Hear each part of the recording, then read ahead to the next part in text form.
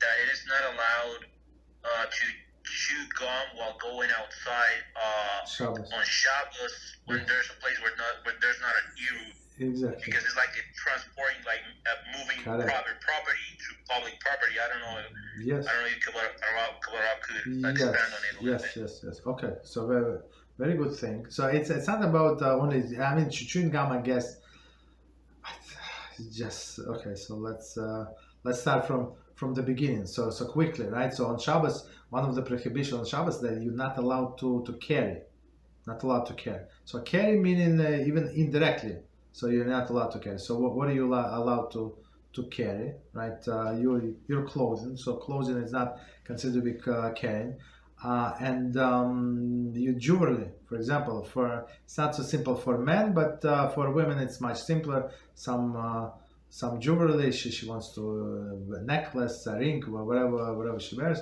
There's no problem. Even a watch, if it's a fancy schmancy watch, like nice decorated watch, she can wear it. But for men, watch is not allowed unless it's gold and with diamonds, right? Some fancy schmancy jewelry. So cheap watch men do not wear, right? Because it's carrying. So why what does it mean carrying? You use it for time. So it's like a practical purpose. So it's carrying.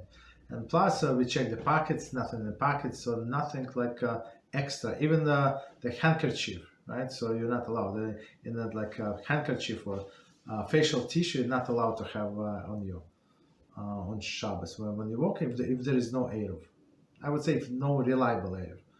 Even there people say Eruv, you have to check who actually did this Eruv. So okay.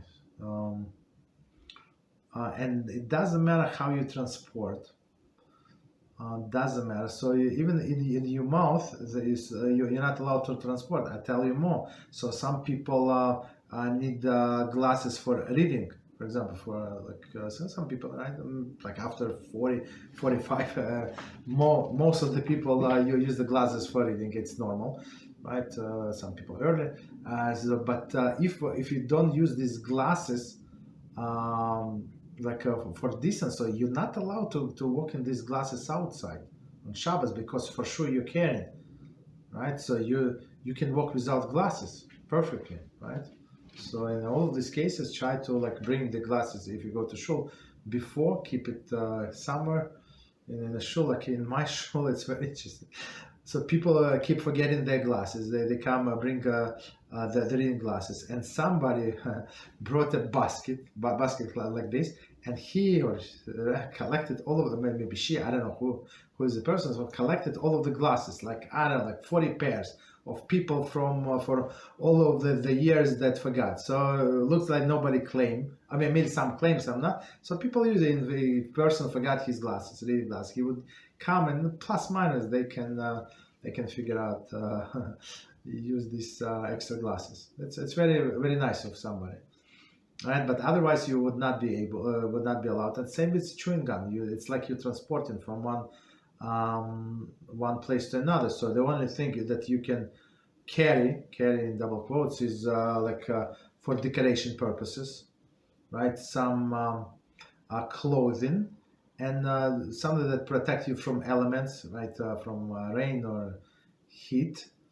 And what else? And some for medical reasons. So you have some bandages, right? Or somebody have a cast, right, on his hand, right? So he's not carrying the cast that's to protect his wound. That's would be allowed.